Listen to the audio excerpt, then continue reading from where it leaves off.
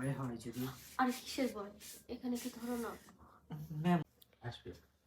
কখন আসতে বলছি? আর খবর পাঠাইছি, এখনো তো আসতেছে না।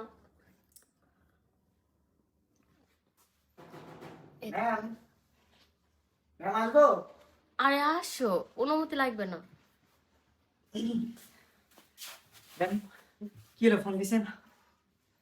কই ছিল তুমি এত সময়? ও ব্যাডমিন্টন খেলছিলাম, ব্যাডমিন্টন দেখো, র্যাকেট। সামনে তোমার এক্সাম।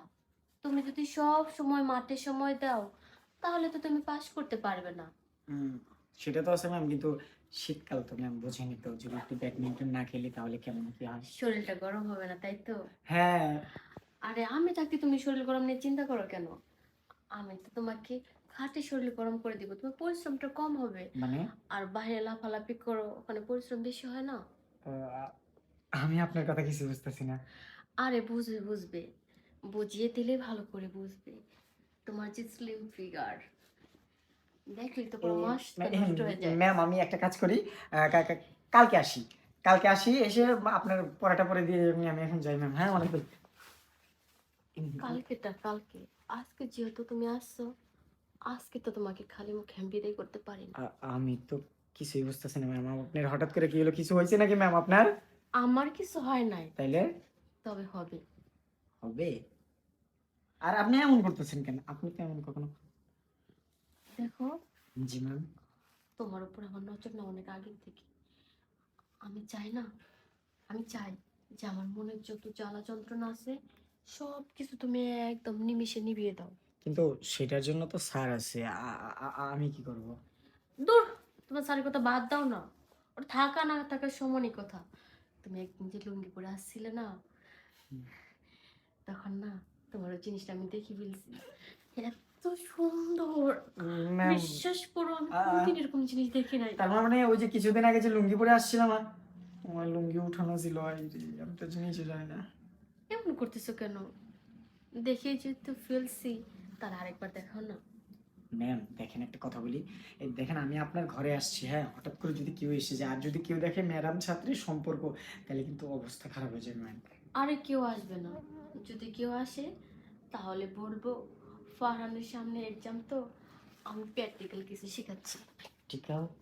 প্র্যাকটিক্যাল তো শেখাবেন, সেটা তো ঠিক আছে, পাস করব কিভাবে পরে? আরে এখানে তো পাস করবে, যখন তুমি পরীক্ষাটা শুরু করে দিবে না, সঙ্গে সঙ্গে রেজাল্ট পেয়ে যাবে। আমি তো এই পরীক্ষা দেওয়ার জন্য রেডি ছিলাম। আসলে ম্যাম আমারও না আপনার প্রতি অনেক আগের থেকেই ভালোবাসা জেগেছিল, বাট সাহসের জন্য কিছু করতে পারিনি। তাহলে এই কথাটা কেন আগে বলো নাই? আপনি এত সুন্দর, এত স্লিম ফিগার, দেখতে এত ন্যাচারাল কিউট, আপনার মতো ম্যাম পাওয়া তো আমার ভাগ্যের কথা। যাই হোক ম্যাম, আজকে যদি আপনার সাথে আমার কিছু হয়ে যায়, আমাকে পরীক্ষায় পাশ করে দেবেন তো? পাস মানে? তুমি তো 100-তে 100ই পাবে। সত্যি? শুধু তুমি আমাকে আজকে একটু খুশি করো না। খুশি তো করতে চাই ম্যাম, কিন্তু আরে যদি কেউ বলো। আসে ম্যাম, আমার না ভয় করতেছে, হঠাৎ যদি কেউ এসে যায়। আরে কেউ আসবে না, পুরো বাড়িটা ফাঁকা। ও আর তোমার স্যার গেছে তার বোনের বাড়িতে, 2 দিন আচ্ছা। আসবে না। এটাই তো ও আমাদের সুযোগ। হ্যাঁ অবশ্যই, আর এই সুযোগে ম্যাডাম ছাত্রের খেলা হবে, আর যে ম্যাডাম ছাত্রের খেলা একমাত্র ম্যাম আর ছাত্র ছাড়া কেউ খেলতে পারবে না। সেটা আমি জানি, আমি শুনছি তুমি নাকি বলে মাঠে অনেক ভালো খেলো। আর আমি তো ভালো খেলি, আর আজকে খাটে ভালো খেলবা। এখন খাটে ভালো খেলবো। একটা বিষয় কি ম্যাম জানেন, আপনাকে যখন আমি প্রথম দেখেছিলাম তখনই ভেবেছিলাম যে হয়তোবা এই ম্যাডামকে পাওয়ার আশা কখনোই ফুরাবে না, কিন্তু আমি কখনো ভাবিনি আপনার মতো একটু সুন্দরী প্রিয়তম ম্যাম আমার পাশাপাশি আসবে। যাই হোক ম্যাম, কতটুকু পরীক্ষায় পাশ করতে পারি জানি না, তবে চেষ্টা তো করা উচিত, তাই না? তোমার যতটুকু আত্মবিশ্বাস আছে, আমি জানি তুমি পারবে। পারবো। যার ভিতরে যত বেশি আত্মবিশ্বাস, সে তত বেশি পারে। তাহলে আর দেরি করে শুরু করে দাও না। অবশ্যই ম্যাম, শুরু করব, এমনভাবে শুরু করব যেন এরা শেষ কোথাও না হয়। ঠিক আছে ম্যাম। সারা রাত মজা দেবে, অনেক বেশি মজা দেবে। সারা রাত মানে সারাক্ষণ, এখন কোনো ছাড় হবে না, যতই ছাড় আসুক আর যতই যাই করুক, আমি আপনাকে ছাড়ছি না।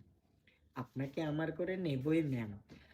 আর আপনাকে দেখে তো প্রায় আমার ফ্রেন্ড সার্কেলরা সবাই মাতোয়ারা থাকে, কখন আপনাকে দেখবে, কখন আপনাকে দেখবে। আমার তো তোমার ফ্রেন্ড সার্কেলদের দরকার নাই, আমার তো দরকার তোমাকে, আরো বেশি, আরো বেশি কাছে। গিলে ফেলবেন নাকি ম্যাম? না, গিলে ফেলবো না, তোমাকে আস্তে আস্তে রেখে চেটে রেখে চেটে খাবেন? চেটে চেটে রেখে রেখে খাবো। Oh, I see. That's like it's a good say for me.